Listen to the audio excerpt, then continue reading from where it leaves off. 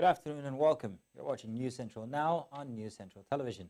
My name is Mazino Appeal.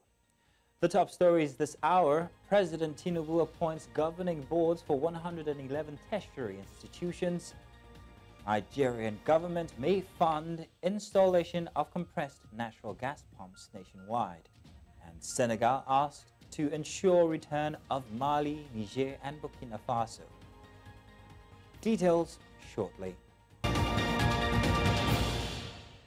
Now, President Bola Tinubu has approved the appointments of 555 individuals as pro-chancellors, chairmen and members of governing boards for 111 federal universities, polytechnics and colleges of education. The list, endorsed by the Ministry of Education, appoints a chairperson and 4 members for each institution. An advertorial by the ministry, signed by Permanent Secretary D.D. Esther Walson-Jack, announced the inauguration and retreat for the governing councils on May 30 to 31st, 2024 at the National Universities Commission in Abuja. The presidency confirmed the list originated from the Ministry of Education. The announcement follows threats of a strike by the Academic Staff Union of Universities over delayed governing council appointments and dissatisfaction with salary increments. British High Commissioner to Nigeria Richard Montgomery has praised President Bola Tinubu's security strategies, expressing the UK's support for Nigeria's security, transparency and governance. Speaking at a high-level dialogue in Abuja on Nigeria's global ambitions, from hope to reality, Montgomery lauded Tinubu's renewed hope agenda for its focus on priorities and effective delivery. He emphasized the UK government's full support for Tinubu's initiatives. Minister of Industry, Trade and Investment Doris Uzoka-Anite highlighted the international collaboration in achieving the agenda's goals. Minister of Information Mohammed Idris also commended stakeholders led by Vice President Shatima for organizing the forum to reflect on Tinubu's first year in office and plan for the future. The Nigerian government may consider assisting independent fuel marketers with funding to install compressed natural gas sales pumps at fueling stations across the country. This followed the cry of the Independent Petroleum Marketers Association of Nigeria that its members were unable to finance the installation of CNG sales pumps at their fueling stations, in line with the presidential directive prompting the CNG initiative. The marketers said the cost of installing CNG pumps was prohibitive for its members, adding that the high interest rates charged by banks also made borrowing money for the project an unattractive option. President Bola Tinubu had announced an end to the fuel subsidy era during his inauguration on May 29, 2023, a move that triggered a hike in the cost of products. The 6 governors of Nigeria's northeast are urging the federal government to address key issues in their region and include the region in all national development plans. The plea was made in a communique signed by Northeast Governors Forum Chairman Babagana Zulum after their 10th meeting in Bauchi. The forum expressed concerns over the region's month-long blackout and called for immediate action from the Transmission Company of Nigeria. They proposed setting up solar power plants to generate at least 10 megawatts per state. They also called for the implementation of extending the 330 kV transmission line from Makurdi to Jalingo, linking to Adamawa, Gombe, Bauchi, and from Kano to Bauchi, linking to Yobe and Borno. And the Tripartite Committee on Minimum Wage will reconvene on the 23rd of May to negotiate a new minimum wage after organized labor walked out on May 15. Committee Chairman Bukagoni, in a letter, said members are willing to revise the initial 48,000 naira proposal. The letter also urged labor leaders to engage their members and attend the upcoming meeting. The Nigeria Labour Congress and the Trade Union Congress are demanding a 615,000 naira minimum wage, significantly higher than the government's offer. The organized private sector proposed 54,000 naira following the breakdown in talks.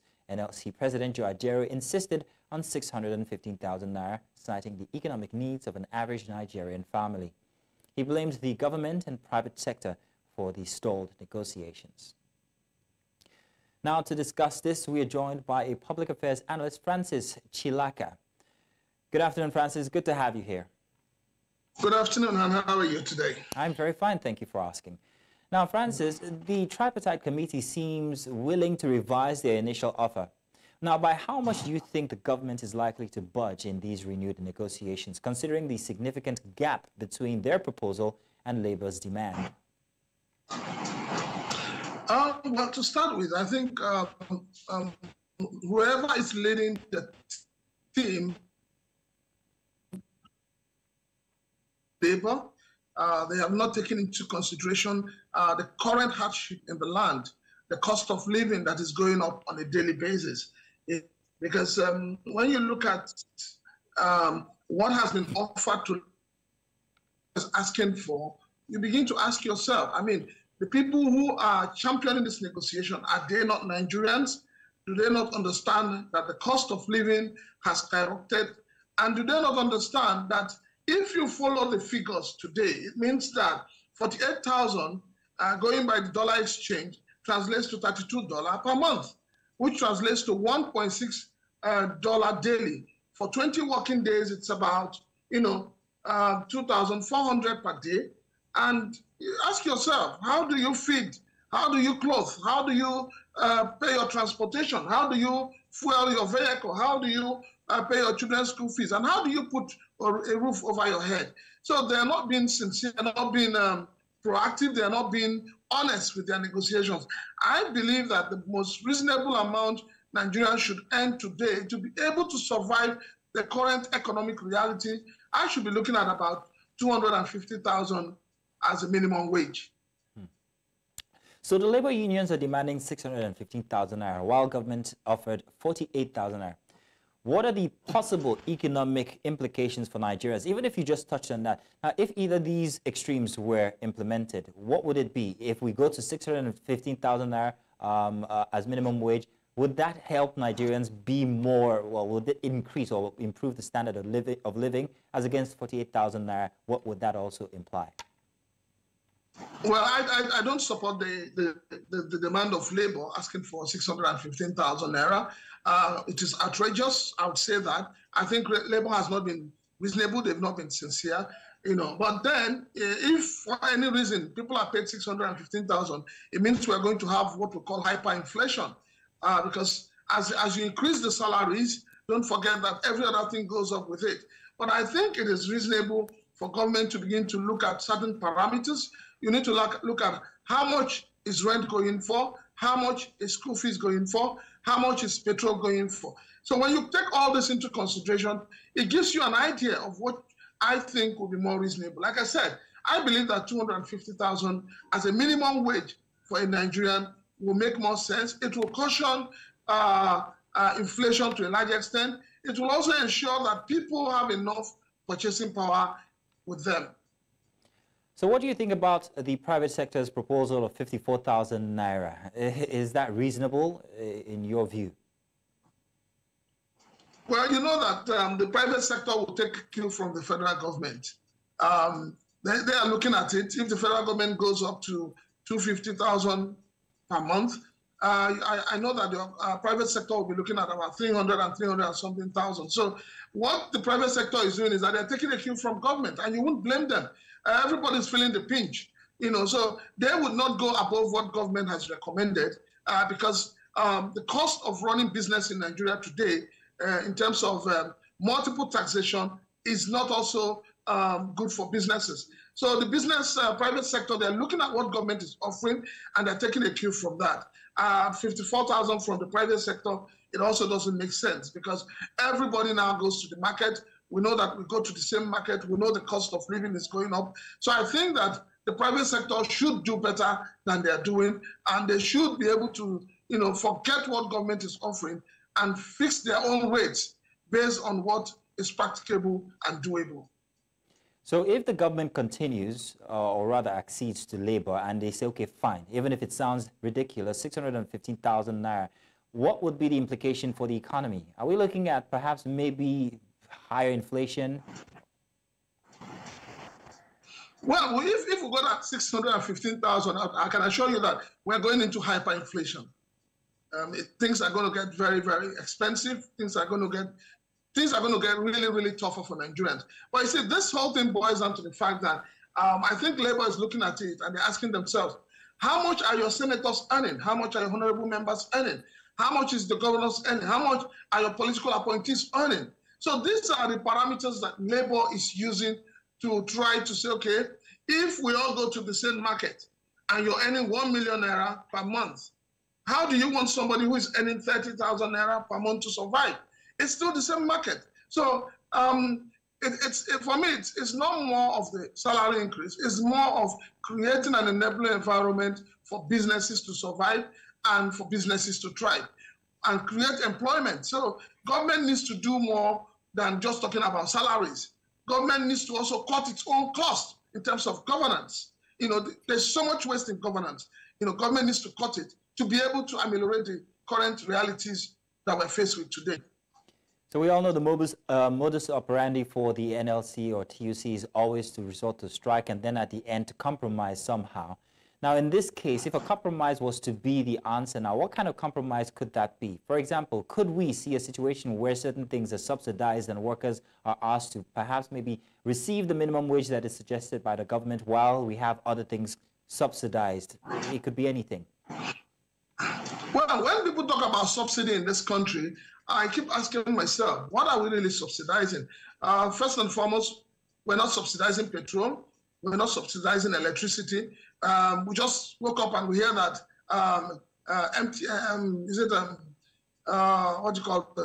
DSTV has increased their prices. So prices are going up. If labor right now needs to back down, I think labor should not be looking at subsidy. Subsidy will not work because if you look at subsidy, how many people will benefit from that same subsidy?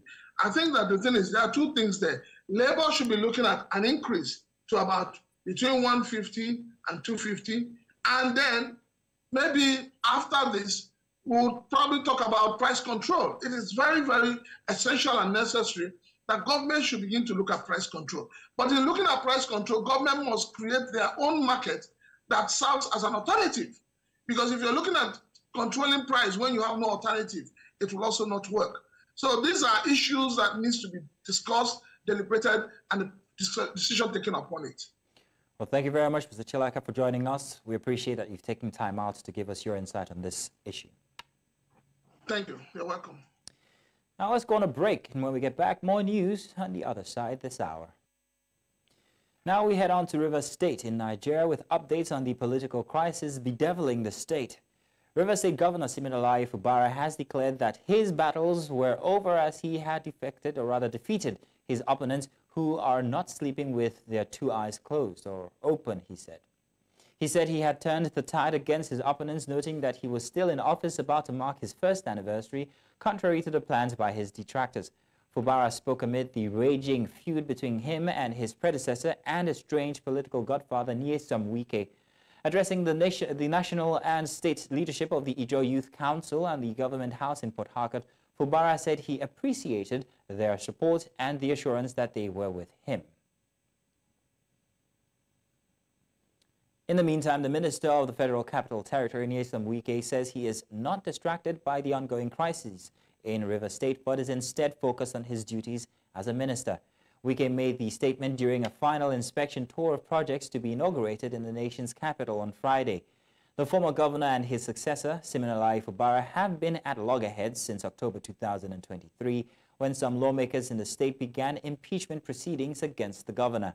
Last Saturday, while addressing a civic reception in Ogbolo, Rivers State, the minister stated that he had made a mistake, which he promised to correct at the appropriate time. He, however, did not specify if having supported Fubara to succeed him as governor was that mistake. Now to discuss this live with us, we're joined by legal practitioner Stanley Negbegunobo. You are welcome, Stanley. Good to have you here. Good afternoon. How are you today? I'm very fine. Thank you very much. Now, how has Governor Siminalayi Fubara's conflict with his predecessor, Nyesom Wike, and the resulting impeachment attempts impacted governance and political stability in Rivers State currently?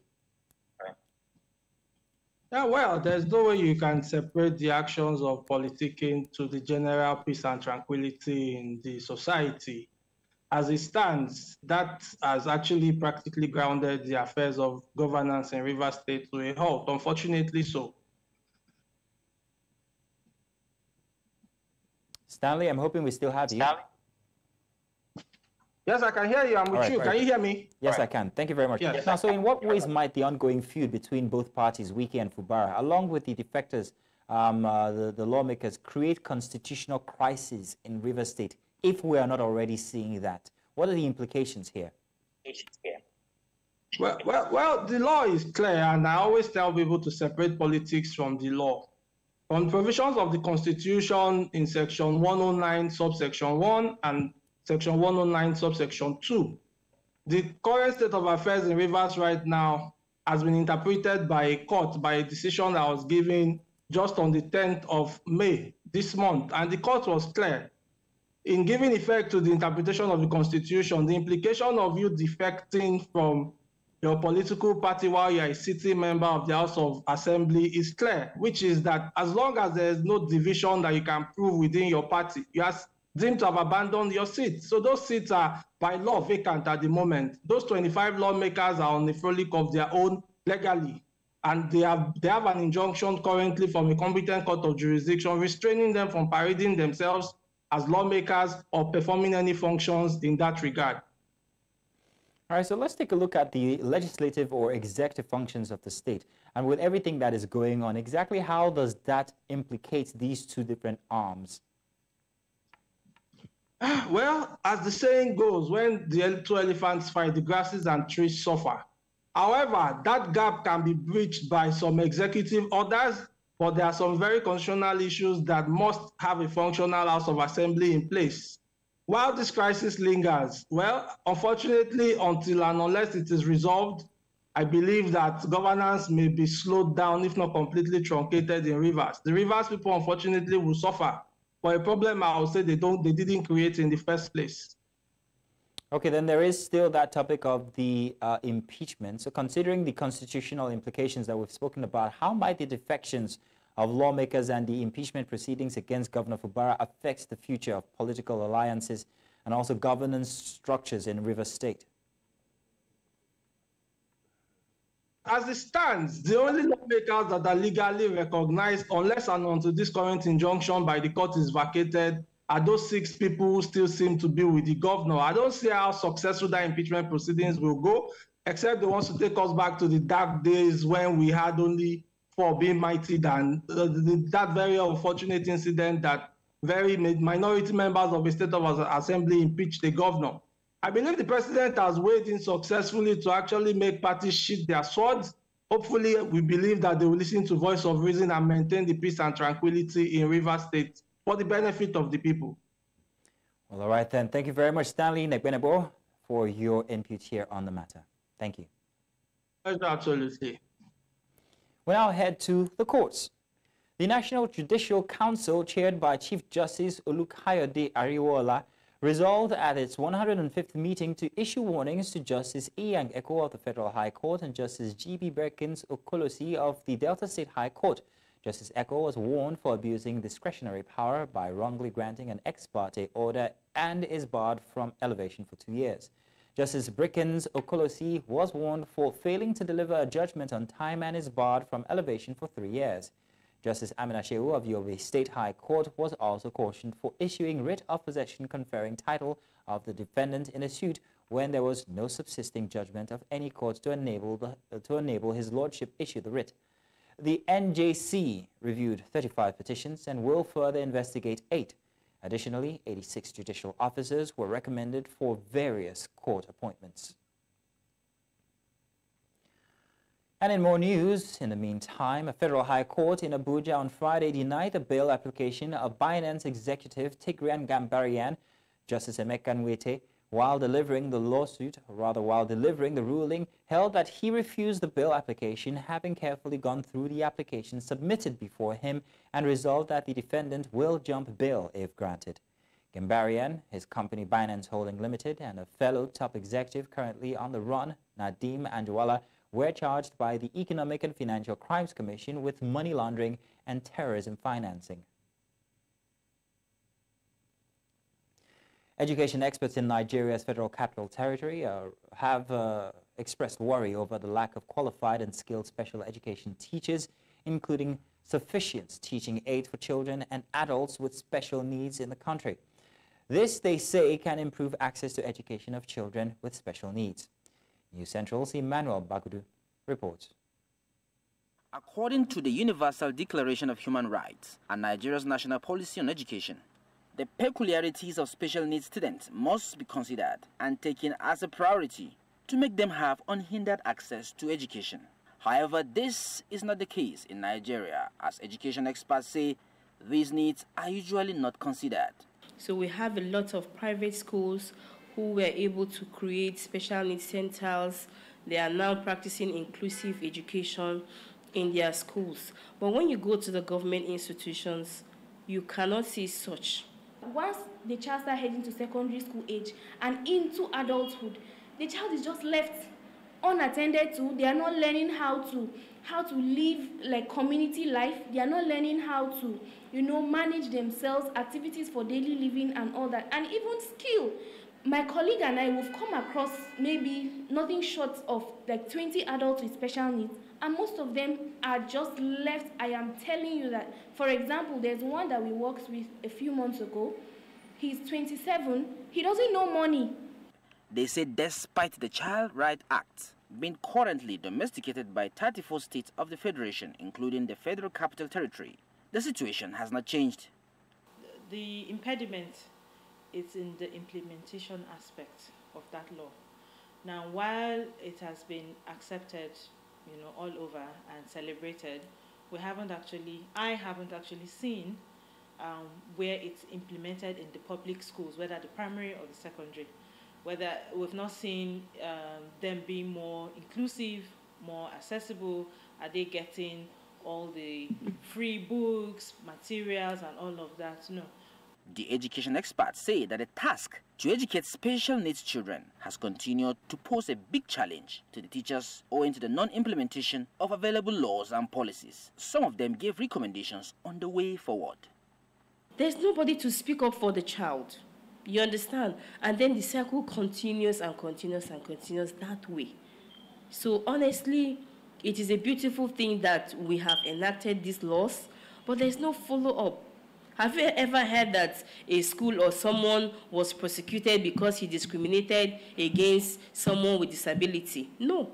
So therapy is to help them to reduce the symptoms and then help them to live their best lives to the best of their ability. You understand? So now, what they do in those adult homes is just to take them through life generally, to tell them that, okay, you can do this, you can learn to do this, you can learn to do that. And they are okay. So I think it's something we should adopt in Nigeria. Instead of just after primary education, after secondary education, you just leave them. You just expose them to the society and they are just left unattended to. So that's one major thing that I think that we should adopt as a country. The experts believe it is possible to end discrimination of persons with intellectual and physical disabilities. This, they say, is possible through continuous advocacy. In Abuja for News Central, I'm Emmanuel Bagudu.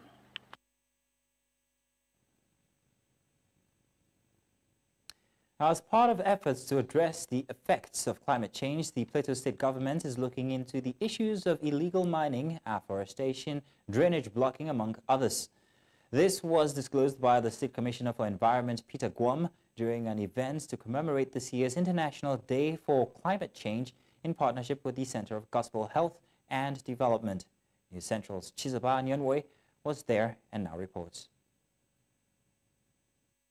Unprecedented rainfall patterns, poor farm yields, devastating impact of climate change, among others, remain pointers of the effects of climate change and the need for all hands to be on deck if the world will experience a healthier environment. Records made available to News Central recently have it that 2024 has remained the hottest year in 20 years on the plateau, owing to the impact of climate change. Should frantic efforts be neglected in changing the narrative here, then attaining a healthy life for human beings will be a fight in futility. The Plateau State government, through the ministry, has taken bold steps to address climate change through various initiatives. We are currently working on the domestication of the climate change policy, collaborating with CSOs and NGOs to mitigate the effects, like introducing improved seedlings, smart farming methods, introducing of some communities to eco-friendly cooking stoves, afforestation and reforestation of mining degraded lands, waste management, and so forth. With the reality of climate change and its impact staring back at humanity, sensitization and community education remain very vital areas stakeholders need to engage in, and this cannot be overemphasized. We'll be doing a lot of community engagement. We're going to have a town hall meeting with our stakeholders at the rural areas, targeting community structures such as the community development committees, the farmers groups, the community disaster and risks committees that we have formed and we are working with on the AR2CC, which is the Enabling Resilience to Climate Change Related Risks through local CSOs project in Plateau State. Noting the very minimal achievements recorded in the fight against the effects of climate change globally, inaccessibility to funds and critical resources remain the major issues that need to be resolved in order to achieve success. In Just for News Central, Chizoba Anyui. Coming up, Kenya opposition party files lawsuit seeking to halt troops to Haiti. We'll bring you the details after the break.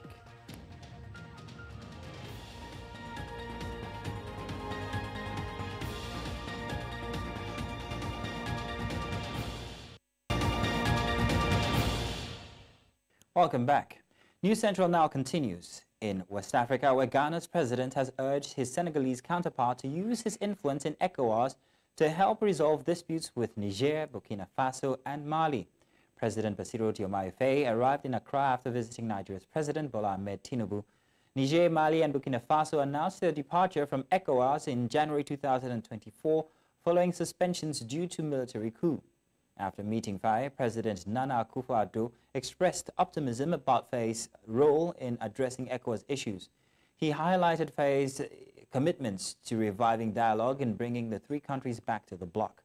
Speaking to reporters, Akufo-Addo praised Faye's dedication to ECOWAS' effort for further talks.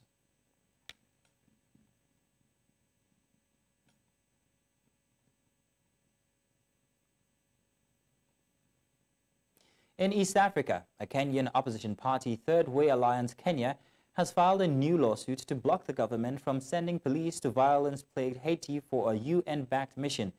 Leaders Ekuru Okot and Miruru Waweru lodged the complaint, arguing that the government ignored the January court order deeming the deployment unconstitutional and illegal.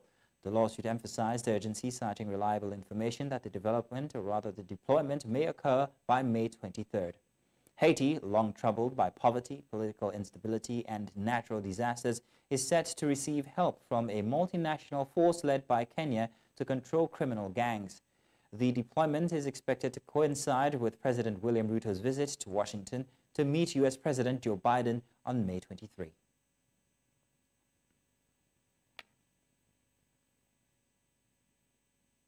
In Southern Africa, the Pan-African Parliament is holding a 3-day media workshop on capacity building and media representation in Southern Africa. The gathering brings together media professionals from across the region to share knowledge and expertise and best practice in reporting on parliamentary affairs. News Central's Bongani Sisiba reports. This workshop on capacity building and media representation in Southern Africa serves as a platform to sensitize practitioners on the importance of accuracy and timely reporting on parliamentary activities, as well as amplify the visibility of the Pan-African Parliament as a key institution within the African Union. The whole idea really is that there's been a clear understanding that there's a need to educate African citizens about the Pan-African Parliament and its mandate, because the institution is here to serve them and to represent them. In order to do that, we need to work with journalists who are actually on the ground and capable of ensuring that the information about the activities of this Parliament is conveyed. And that is why we thought it's the best the best way to do it is actually have journalists from across the region in Southern Africa, first and in other regions, in a room and really discuss the issues and be on the same page with regards to what this institution really is about. Throughout the 3 days, participants will engage in interactive sections, workshops, and case studies focusing on topics such as parliamentary reporting, interviewing techniques, and fact-checking. The discussions also centered on the role media play in promoting openness.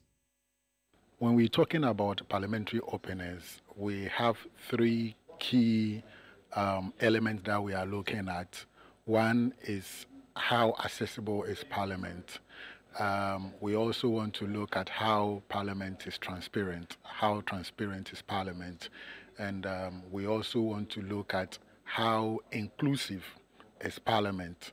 Is Parliament very inclusive? Does Parliament allow other voices to be heard in their work? Journalists also raised issues about the challenges they face in their reporting on parliamentary issues. I would give an example. Most of the time when there are bad stuff happening in an organization, or a member of parliament or a politician is involved in some kind of bad stuff, they wouldn't want it published. They wouldn't want it passed to the people. But as journalists, it is our responsibility to dig deep into those bad things happening. Politicians want us journalists to publish, stories to suit them and their political party. But at the end of the day, as a journalist, I'm poking discussions. I want to ignite a discussion around politics, because at the end of the day, every citizen is affected by the decisions made by politicians. So I want to ignite that discussions, even just with an ordinary citizen. Yeah. Speakers, including officials from Pan-African Parliament and media professionals, will, over the 3 days of the workshop, share their insights on the importance of strong media parliamentary relationship, as well as the challenges and opportunities journalists face in covering parliamentary affairs, as well as learning from each other and develop strategies for improved reporting. In Cape Town, for News Central, Wangani Siziba.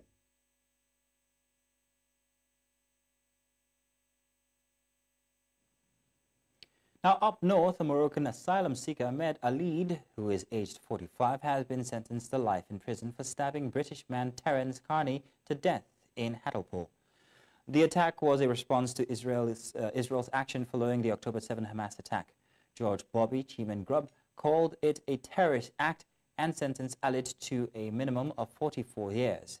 Minutes before killing Carney, Alid attempted to murder his housemate Javed Nouri, a Christian convert, by attacking him in his sleep.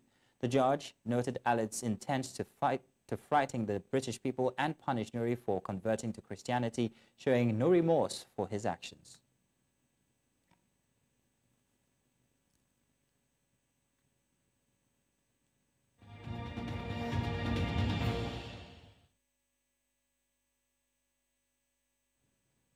Business now. The Nigerian federal government's plan to begin the issuance of domestic bonds denominated in foreign currency from the second quarter of this year will put pressure on the naira, some analysts have said, while others believe it will be a good trade-off for dollar inflow.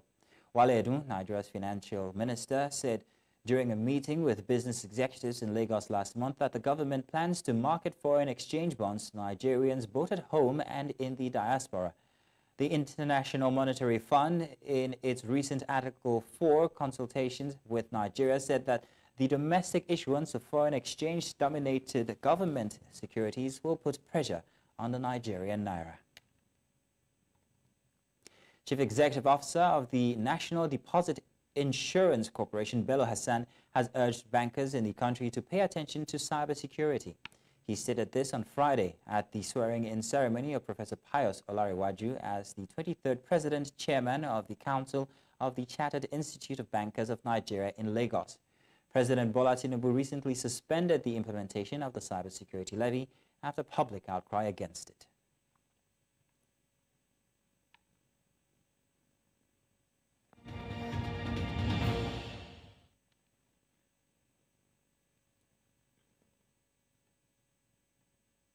And now sports. Nigerian table tennis players Effiong Edem and Olajide Omotayo have qualified to the 2024 Paris Olympic Games. The duo, who are currently in Rwanda for the ITTF Africa Olympic qualifiers, were in blistering form in their quest for Olympic tickets. African Games bronze medalist Edem defeated Tunisia's Fatwa Garci 4-2 in the women's singles semifinals to secure her 5th appearance. She has competed at the 2004, 2012, 2016, 2020 Olympic Games. In the other semifinal, Cameroon's Sarah Hanful defeated Nigeria's Fatimo Bello 4-2 to also claim an Olympic spot. In the men's singles semifinals, Nigeria's Olajide Omotayo dispatched Congolese Bolaji Ido 4-0, that's 4-love, to qualify for the Olympics. This will be his second consecutive appearance, with his first being the Tokyo 2020 Olympics. The trio of Olajide Omotayo, Effiong Edem and Aruna Quadri have now qualified for the 2024 Paris Olympics Games. Safety shooters and Kano Pillars clash on Friday ended 21-21 as both teams battled to maintain their place among the leaders at the ongoing Ardova Handball Premier League in Benin City, the Edo State capital. With Tejo Marine Academy and Niger United winning their games, shooters and pillars knew that only a win could better their chances in the championship. In the female category, Plateau Peacocks beat Bendel Dynamos 32-21 and Imo Grasshoppers defeated COAS Babes 34-21. Now, Kenyan long-distance runner Rogers Kwemoy, a world junior 10,000-meter champion, was on Friday banned for 6 years for repeated athlete biological passport violations. The Athletics Integrity Unit called the violation extremely serious in nature, with a ban backdated to August 8, 2023 and running until 2029. All his results from July 18, 2016 through to August of last year have been quashed. Kwemoy most notably won the World Junior Championships 2016 and Commonwealth Games bronze at the Gold Coast in 2018, both over 10,000 meters. He finished 4th at the Doha World Championship in 2019, 7th in the event at the COVID-delayed Tokyo Olympics in 2021, and 15th at the 2022 World Championships in Eugene. Kwemoy, based in Japan, claimed that the discrepancies were caused by changes in climate and altitude, but the panel rejected his explanation. And that's all this hour. But before we go, let's take another look at some of the major stories. President Tinubu appoints governing boards for 111 tertiary institutions. Nigerian government may fund installation of compressed natural gas pumps nationwide. And Senegal asked to ensure return of Mali, Niger and Burkina Faso to the West African bloc. Remember now, you can send your eyewitness reports to the WhatsApp number on your screens now. Do follow us on social media. We are at News Central TV. You can watch us live on DSTV channel 422, Star Times channel 274, and Able TV, and of course on YouTube. Many thanks for watching. My name is Mazino Appeal.